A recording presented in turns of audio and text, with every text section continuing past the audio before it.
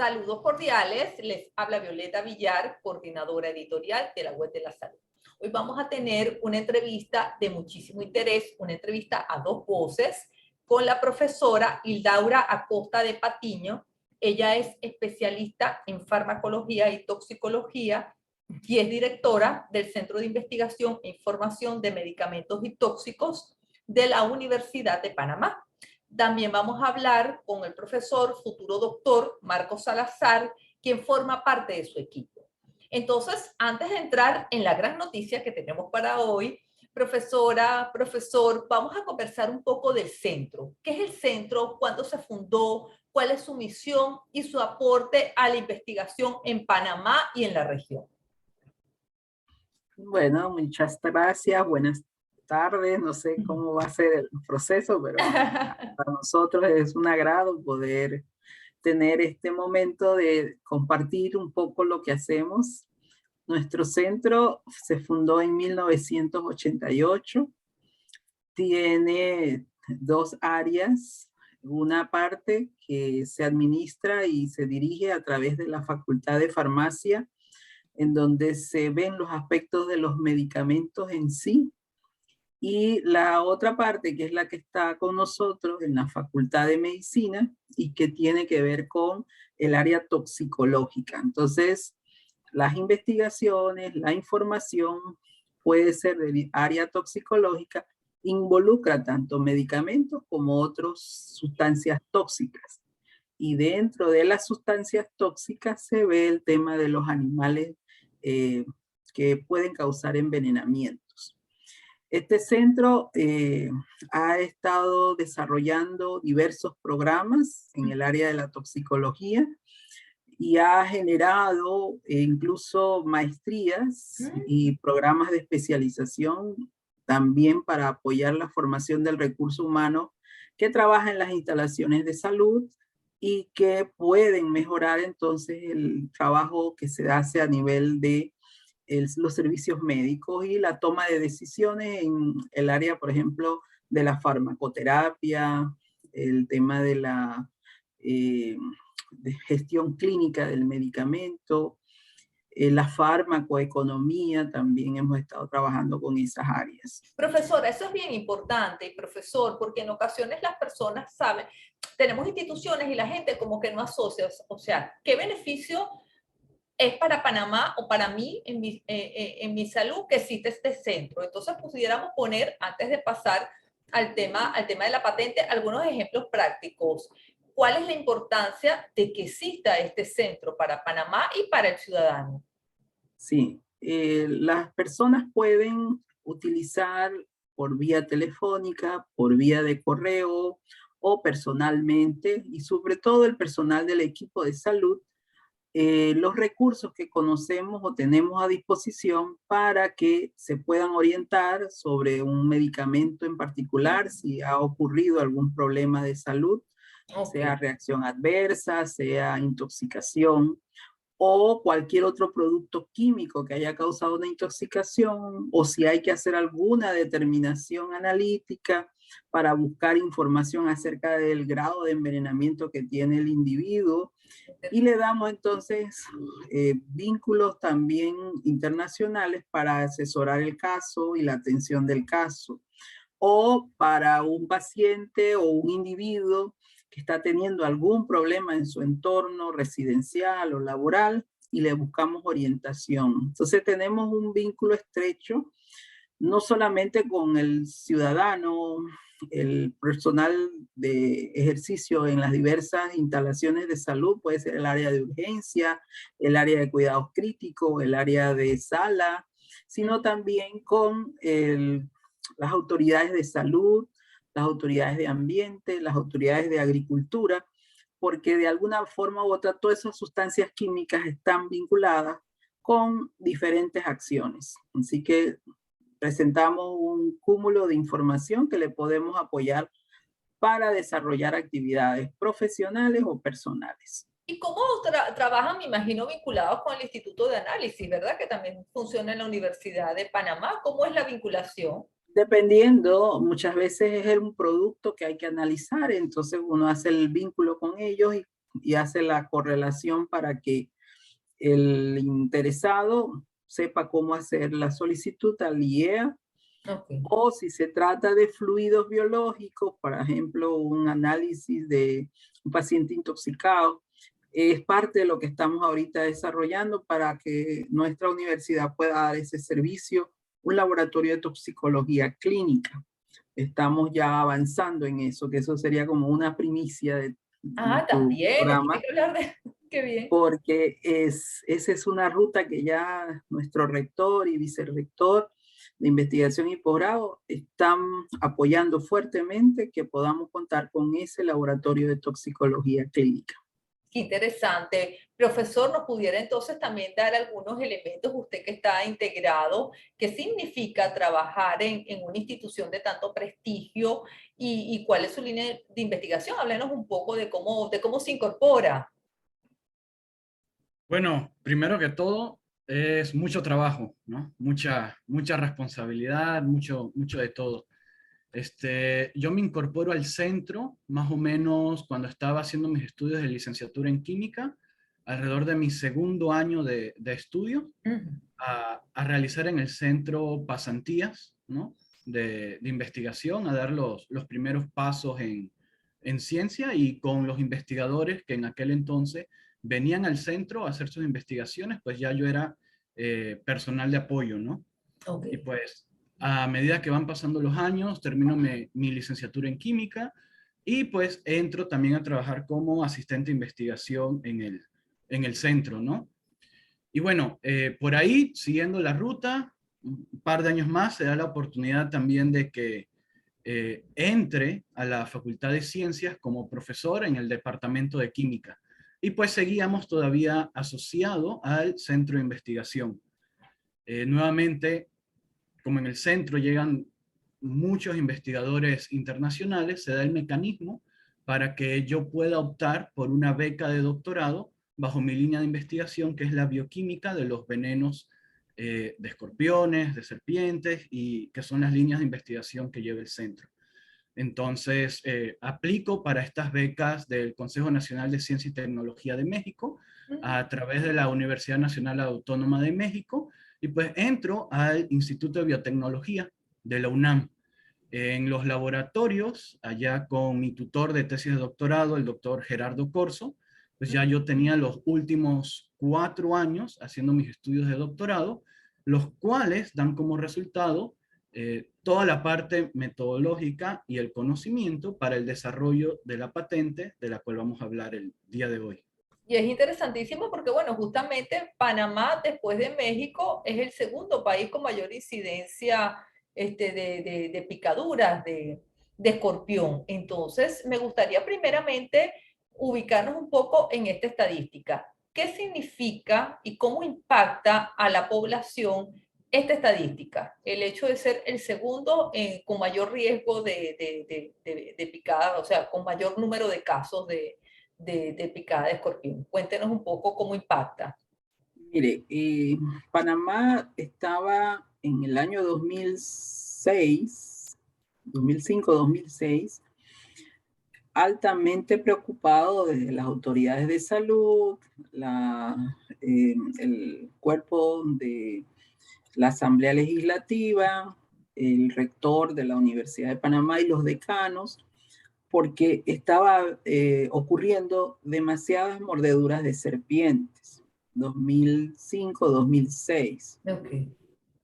Y luego en el 2007 se da un evento muy lamentable de 3 niños que fallecen por picadura de escorpión en forma muy seguida, ¿verdad? En febrero, marzo del 2007.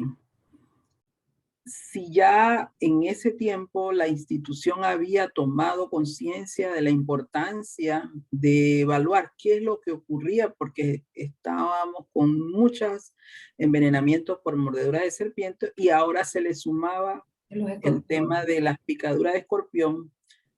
La institución, en ese tiempo, la vicerrectora de investigación y posgrado, la doctora Betián de Katzambani, acogieron ese reto en forma altamente responsable y conformaron una comisión interinstitucional para hacer el abordaje integral de estos problemas de envenenamiento.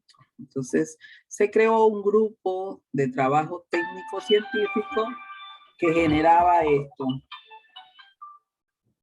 Ese grupo tiene un tema serio de enfrentamiento ante esa situación y tiene que entonces trabajar fuertemente por la estadística tan elevada que eso conlleva. ¿Dónde están? ¿Dónde se registran Marcando esos principalmente? niveles. En los casos donde se registran principalmente, ¿y por qué las muertes? ¿Porque no había antídoto? ¿Porque no llegamos a tiempo? ¿Cuál es la situación para también tener claro por qué la urgencia de tener un antídoto propio? Hubo un tiempo en que no tenía antídoto. Hubo un tiempo en que aún cuando había antídotos, la situación en Venezuela se puso en crisis. No fue fácil conseguirlos. Ok, porque eso también es importante aclararle a la gente. Nosotros lo teníamos Panamá de Venezuela, en concreto del laboratorio de la Universidad Central de Venezuela, ¿verdad? De Biotecfar, exacto. De Biotecfar, y entiendo que también de México, o solamente de Venezuela. Ya para ese tiempo usábamos solo el de Venezuela, porque el de México está producido contra centruroides, y los que están causando muertes en Panamá son los titius. Y esos titius, el más próximo es el que se ve con el que produce Venezuela. Ya, entonces había un poquito más de acercamiento al nuestro. Entonces se dio esa crisis 2007, buscando el antiveneno y a su vez hablando con las personas porque nadie esperaba que ocurrieran esas muertes. La población no estaba familiarizada con eso y teníamos un tema serio de envenenamiento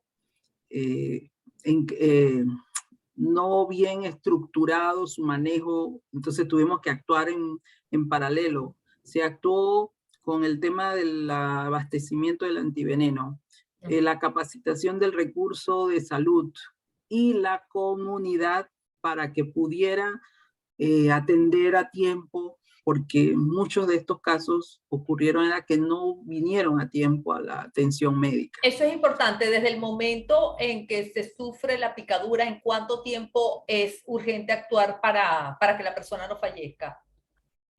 2 horas y quizás 2 horas y media como máximo. Dios mío, ese realmente es muy poco tiempo. La ventana es muy estrecha y si llega a un lugar y no se le da la atención adecuada y después requiere un traslado hacia un nivel de complejidad mayor, por ejemplo, que llegue a un centro de salud, se le dé su enfoque inicial y manejo del antídoto y de allí al hospital, hay más de ese tiempo que hemos dicho, el individuo corre riesgo de morir y eso fue lo que realmente pasa, ¿no? Llega a los centros de salud, lo ven como que no es necesario colocar el antídoto o lo ven que es algo leve porque llegó temprano, todavía no hay manifestaciones fuertes o importantes y en el traslado, que son más de 2 horas o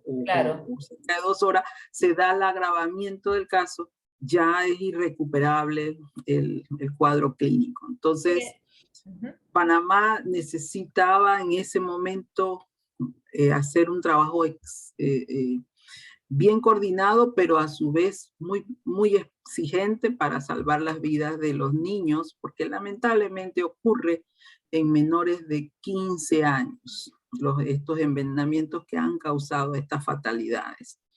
Así que sí sigue siendo del segundo grado o el segundo lugar, porque cuando empezó el problema, los primeros reportes de casos estaban alrededor de 200, 300 casos anuales. Pero cuando se dio aquel momento de esa crisis, sabiendo que mucha gente lo pica el escorpión y no acude, pensando que es algo leve, que no va a pasar nada, subió hasta casi 4.000 casos anuales. Estamos hablando de 2006-2007. 2006, 2007, Sobre 4.000 2008, casos. sobre 4.000 casos y todavía sigue estando 4.000 casos y hay mucha gente que ni siquiera acude. Imagínense. Entonces, En este momento estamos hablando que la incidencia es de 4.000 casos. más o menos, más o menos. Lo que pasa es que Panamá tiene una población muy pequeña comparada con México, con Venezuela, Claro. con Colombia. Entonces, 4.000 casos para nosotros es una tasa que alrededor de 40, 50 casos por cada 100.000. Claro. Entonces, es muy alta, Es muy alta. muy alta. Y normalmente, ¿en cuáles zonas? Me imagino que ocurre sobre todo en el rural. Áreas rurales de Coclé, el área de las comarcas indígenas, el área de Chiriquí, de Bocas del Toro, de Darién, de Panamá Oeste, Colón, o sea, todas las provincias tienen una importante incidencia de casos. Si en este momento hay antídoto, si hay posibilidad. Hasta ya se reguló la situación, Okay. ya está, hasta ahora tenemos entendido que no ha habido más problemas, pero fue muy fuerte, tuvo que intervenir el Ministerio de Relaciones Exteriores, a hacer un acercamiento al gobierno de Venezuela, porque Venezuela había, ¿cómo se llama?, emitido una ley que decía que era prohibido exportar los antídotos. Imagínense. Y entonces nos hizo una crisis muy fuerte para ese periodo y murieron unos niños porque no existía el antídoto en Panamá. Pero en este momento solamente viene de Venezuela. Hasta ahora sí. Perfecto, entonces vamos ahora a la patente. Bueno, ya está claro por qué esa necesidad de tener un antídoto propio, además para el escorpión específico de Panamá. Cuénteme esa ruta para llegar aquí y las novedades. Hablemos entonces de ese trabajo de experimentación. Para entonces hacer ese trabajo, hicimos toda la estructura de investigación, recolección, primero colecta de ejemplares, identificación de las mismas, ahí intervino invitados internacionales y el doctor Rafael Otero de Colombia, el doctor Adolfo Borges de Venezuela. Se creó la infraestructura de mantener los animales en cautiverio, de extraer el veneno y estudiarlo, de darnos cuenta qué tan tóxicos son los diversos escorpiones colectados, de saber en qué zona está uno, dos o tres tipos de escorpiones, de trabajar con los hospitales de estas regiones más afectadas y ver cómo iba la evolución de los casos, y a su vez de procesar la información adecuada para las actividades que se tenían que hacer en función de qué estaba pasando con el antídoto, ¿verdad? Entonces, cuando el doctor Salazar inicia su trabajo de posgrado, él se va con esa idea porque el Titius cerro azul es un escorpión que es endémico de nuestro país y nuestros estudios de toxicología indicaron que es el veneno más tóxico, el escorpión que tiene el veneno más tóxico de todos los que hemos estudiado en Panamá, tanto de Titius como de Centuroides. Okay. Ese veneno, al ser tan tóxico, también se estudió que no es suficientemente bien reconocido por el antídoto que actualmente se usa. Por tanto, es urgente que nuestro país genere ese antídoto específico. Estamos entonces ante una situación de crisis. El doctor Salazar tomó ese reto con su tutor y empezaron a hacer los estudios. Perfecto. Y entonces, en este momento, doctor Salazar, quisiera que nos comentara cuánto tiempo faltaría para nosotros poder decir Panamá ya tiene su propio suero, en este caso anti-escorpión, ¿no? Antiescorpiónico, sí. Antiescorpiónico. ¿Cuál sería? Esa pregunta está muy difícil de contestar porque tristemente no depende de nosotros, porque una cosa es el desarrollo e investigación, pero ya otro punto es llevarlo a la industria farmacéutica. Ok. Ese sí ya necesitaríamos otro tipo de laboratorios del que tenemos y una inversión quizás el doble o el triple de lo que se ha hecho hasta el momento para tener la infraestructura en Panamá. Sin embargo, ahorita con ayuda de la profesora Hildaura se están tratando de hacer todas las conexiones para ver qué parte de este proceso que no se podría realizar en Panamá Ok. para producción de un medicamento, podamos tener algún socio estratégico que nos colabore en esta parte y pues para llegar a esa realidad de tener el medicamento sea en un periodo inferior a 5 años. Perfecto. Pero lo cierto es que ya está. Es decir, podemos decir que Panamá ya tiene, vamos a decir, la fórmula o ya consiguió el componente activo que permitiría tener su propio suero. Eso es así, ¿verdad? Sí, Sí, porque con esa patente, Marcos, perdón un momentito, con esa patente que ha sido en proceso ahorita en cotitularidad con la Universidad Nacional Autónoma de México y la Universidad de Panamá, esa información es la clave para poder generar suficiente evidencia científica, suficiente proporción de las toxinas más importantes para que tengamos la producción adecuada ante una demanda específica que requiera nuestro país. Perfecto. Porque las circunstancias de mantener en cautiverio el titio cerro azul, por ejemplo, es muy complejo. Él tiene otra forma de mantenerse en cautiverio comparado con los otros escorpiones.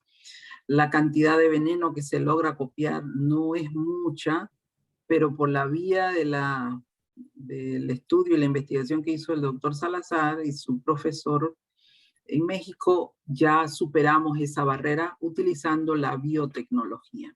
Le pregunto, ¿cuándo se publica? ¿Ya está publicada la investigación o todavía no? Sí, la investigación ya está publicada. Ya. Ya se hizo la publicación, recién salió en diciembre del año pasado. Perfecto. Diciembre del año pasado salió la publicación. El estudio más bien trata, como decía la profesora, de estudiar los venenos de Panamá. Estos venenos de escorpión pueden tener alrededor de 100 o más componentes. Y dentro de esto es hacer toda la caracterización bioquímica para identificar los componentes importantes, ¿no?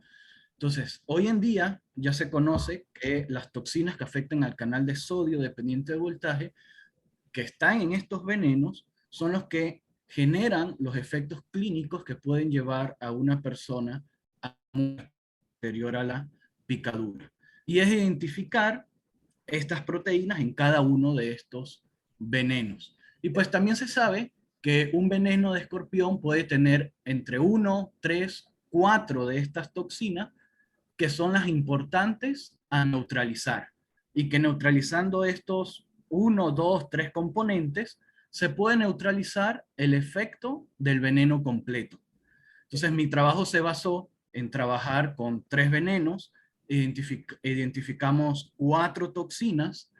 Estas toxinas les hicimos algunos cambios en sus secuencias y a partir de estos cambios las expresamos de manera heteróloga en células de E. coli para obtener gran cantidad de estas proteínas, y la investigación de la producción de los anticuerpos los realizamos en conejos. Y logramos probar que estos anticuerpos generados en conejos logran neutralizar el efecto letal del veneno completo.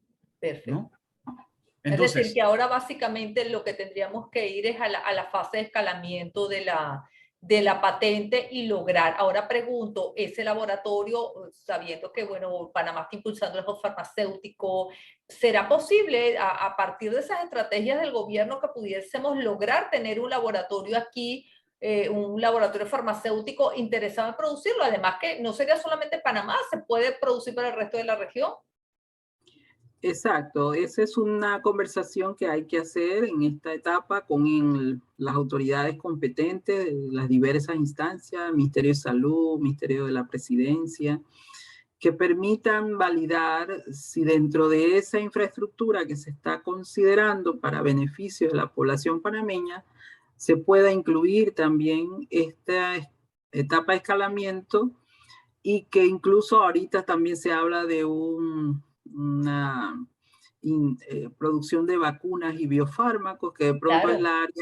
es el área que más requeriría proximidad hacia el acercamiento de los equipamientos que se van a requerir, porque este es un biológico que se puede producir. Entonces, hay que hacer esos acercamientos. Perfecto. Ya tenemos el conocimiento generado en nuestro propio equipo de trabajo con apoyo internacional, pero ya es como estamos más cerca al proceso. Esperemos que se den esos pasos, ¿no? Bueno, pues la verdad que ha sido una conversación de muchísimo interés. Estamos seguros que esto va a generar también impacto, porque obviamente es a favor no solamente de la salud y de las vidas, de las vidas de tantas personas que están expuestas a esta realidad. Entonces, bueno, de verdad, muchísimas gracias por su tiempo Gracias. y bueno, seguiremos dándole el seguimiento cuando ya efectivamente se establezca el laboratorio.